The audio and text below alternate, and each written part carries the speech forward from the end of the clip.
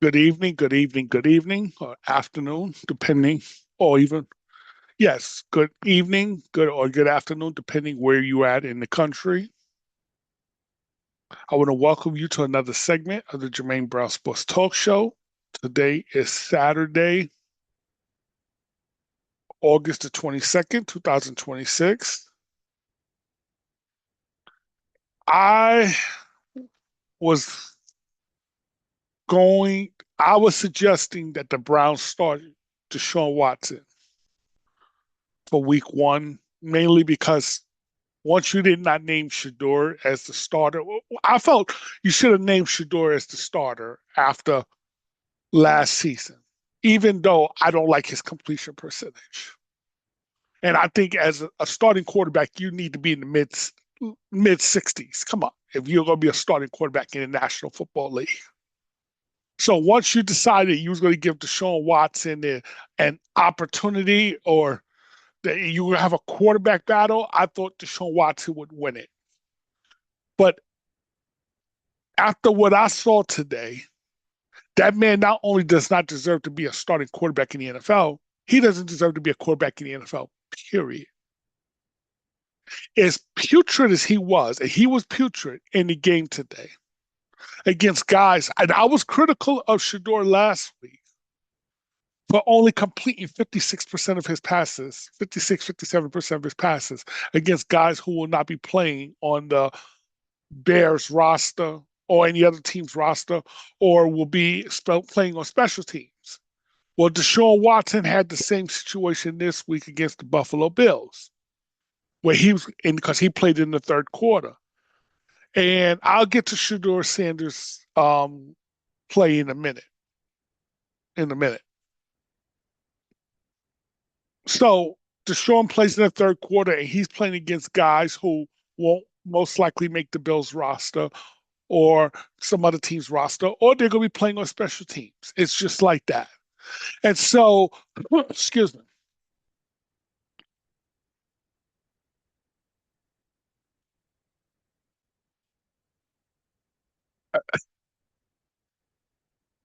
He found a way to outdo Shedeur Sanders as playing really bad against those guys. Shedeur at least hit 56%, 57% of his passes last week. Deshaun Watson did even worse. He was in the 40s. That was unacceptable what I saw out there today. But that wasn't even the worst of it. It's what he said in the press conference afterwards. He let it be known that he's angry at the Browns fans for cheering his Achilles when he tore his Achilles back a couple of years ago. That means you came into this game angry. You came into this game in the wrong headspace. I can't have that from a guy who's supposed to be the starting quarterback on my team. If you can't handle being booed or even cheered during an injury, which should not happen, it is wrong for fans to cheer a guy to be injured. These guys' livelihoods. And I don't care if I like a player or don't like a player. I'm never going to cheer for a guy to get injured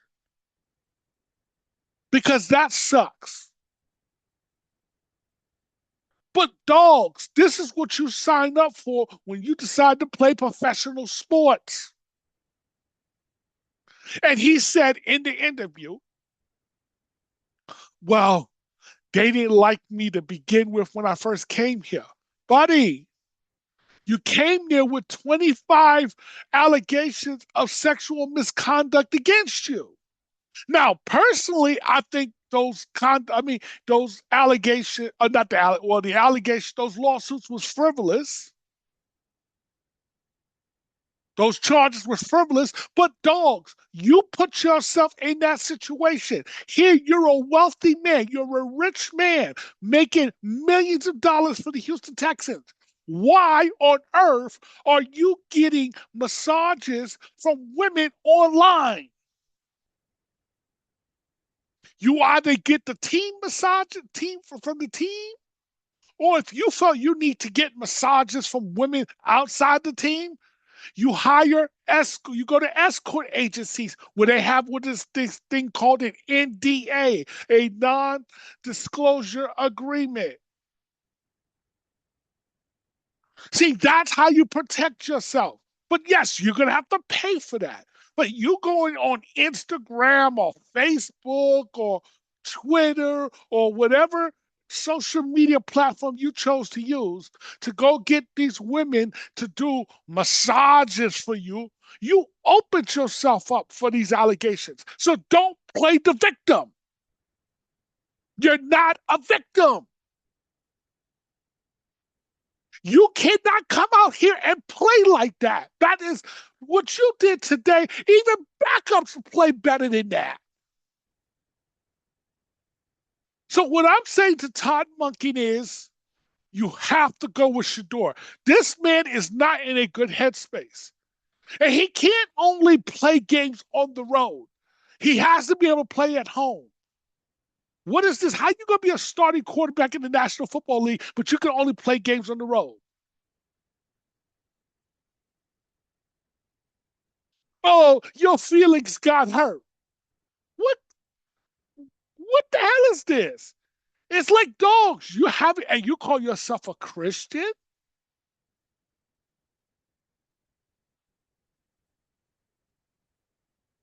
And you can't handle being booed? Well, if you can't handle being booed, you're not playable. Matter of fact, you should just go in and retire. What you did today is you gave your haters more ammunition to use against you. And now that they know that you don't like it and that it bothers you and you're not in the right headspace, it's just going to make them do it even more. Never let them know they got to you. You just told them they got to you. I wanted to hear what he had to say for his performance today.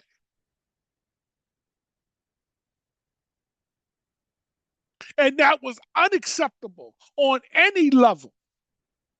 I don't care if you're the first string, second string, or third string. I don't want that as my quarterback. Jimmy,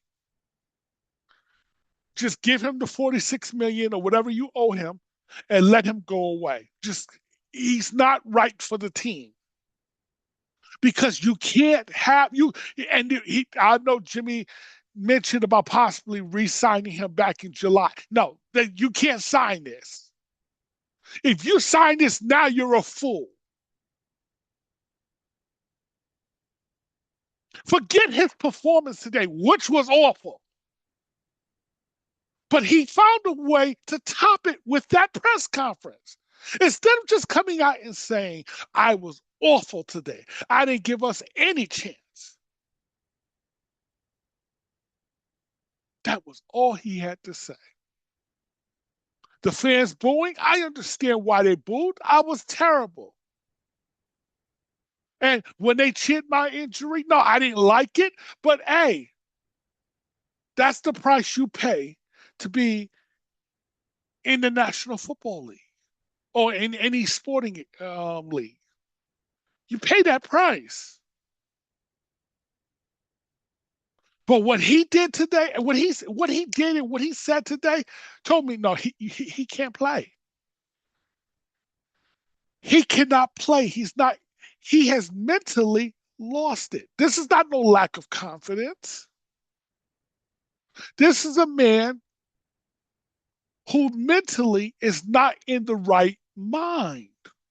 Go and for those who didn't see it, go forget watching the game.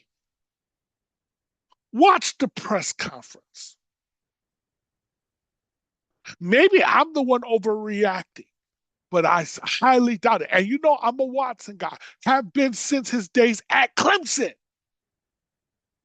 But stop with this woe is me. Because guess what? Even if those lawsuits were frivolous, even if all those things was wrong against you, people have had worse things going against them. There are people out here without a job, trying to make ends meet, trying to put food on their family, food on the table to feed their family. They have it worse than you.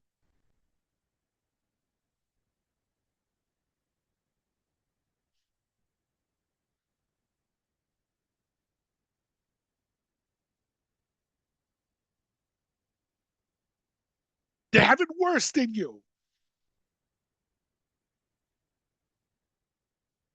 What the hell was that?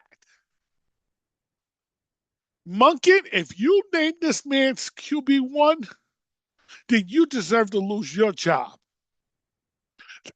You go to Jimmy Haslam, you go to Andrew Berry, and you tell them, look, no, you can't. This man's not in the right headspace.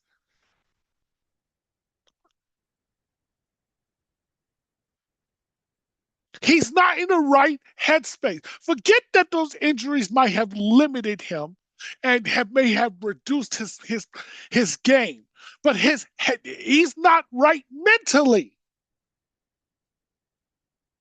He does not deserve to be a starting quarterback in the National Football League. Hell, he doesn't even deserve to be the backup. You're better off having Dylan Gabriel as the backup now.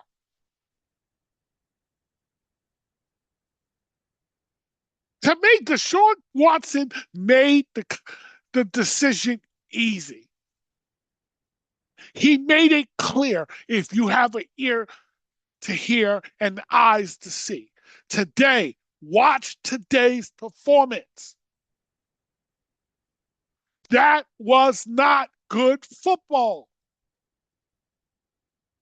I can't get on Sheduer for completing less than 60% of his passes. And here you go going complete in the 40s against guys. I don't care whether they're guys who are going to be playing on Sundays or guys who will not be playing on the complete passes in the 40s. I mean, come on. And at no time in the history of the game was that acceptable. And did your interview afterwards? To me, you made the coach's job easy to pick Sheduer, in my opinion. You made the coach's job easy. And anybody who knows me, who knows that I watch football, that I'm a Deshaun guy. Always was. It wasn't that I was anti-Sheduer. I like Sheduer. I just don't like his low completion percentage. Now on to Sheduer Sanders. Sheduer Sanders went out there and completed over 80% of his passes today. And he didn't do it with the ones per se, because he didn't have um, uh, Concepcion, KC Concepcion. He didn't have him on Denzel Boston. He didn't have Spencer Fano, the left tackle, blocking for him. So he was really doing it with the second unit. And he went out there, he completed 80 something percent of his passes. That's what I wanted to see from Sheduer. That's what makes you playable, buddy. And he didn't go and do no wow. He didn't wow me with these pass, like, oh my God, throwing deep or throwing behind the back. Like, he didn't do none of those wow plays. He took what the defense gave him. Yes, he had one turnover, and that wasn't a good turnover in near the red zone because you took points off the board. And I don't know whether the ball was tipped or whether the ball was behind the receiver. So I don't know if it was tipped but it was not the best throw.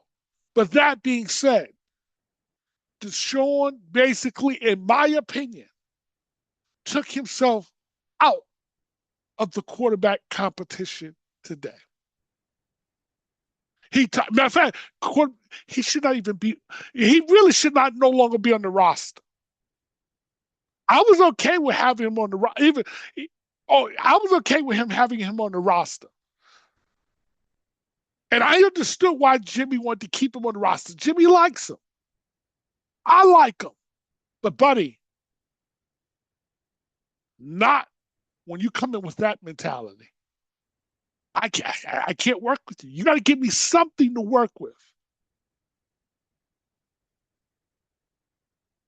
You came up there in the wrong with the wrong mentality. You came out with the wrong headspace. Your body language said it all. You did not want to be out there today. You should have just told the coach not to play you. You would have been better off.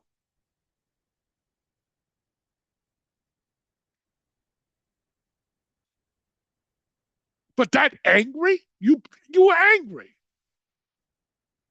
And it wasn't like it was a huge crowd out there today. Yeah, they booed, and you can hear it. But folks, the crowd was sparse. It wasn't no huge crowd. It's a preseason game. So imagine if you acted like that in a sparse crowd where it might be maybe 10, 15,000 people out there, maybe 20,000 at the most. Because there was a lot of empty seats. It's a preseason game. Imagine if that was a packed stadium, which you will have in like what, the third game of the season, because the first two was at home. First down in Jacksonville and then in Tampa. But then the third game is at home. And that's going to be a packed stadium. And if you got a problem with booing with a sparse crowd, imagine a packed stadium. But I'm proud of the work Sheduer put in. See, Sheduer comes in with the right mindset. It's sad Deshaun didn't, but at least Sheduer, at least you got something you can work with Sheduer. So if I'm the Browns, that's who I roll with. I want to thank Deshaun for making the decision easy, because to me, that's what he did today. He made the decision very easy. If it wasn't for the performance on the field, it was what he said in the interview afterwards. That to me is what sunk him more so than even the performance on the field. Because I looked negatively on that performance on the field. But it's what you said in the interview room. I know you can't have that as the starter. No, because now if you're monkeying, how do you justify saying he's QB1? How do you justify that? How do you explain this to the fans and the media? He should be QB1. Forget the performance, as bad as that was. You could have still sold it, even though everybody would have known that it was his job all along. But you could at least still try to sell it. But after what you said in that afterwards, how do you name him QB1? How? How are you going to go into that locker room and look those boys in the eyes? I'm talking about the players, and say Deshaun should be QB1. Or you're naming Deshaun as QB1. You want to lose the team? Go and do that. Then you get everything you deserve, because you cannot win with not with this Deshaun. You have no chance. If you like the video, give me thumbs up, subscribe, leave a comment. I want to thank you for watching this segment. Have a nice day.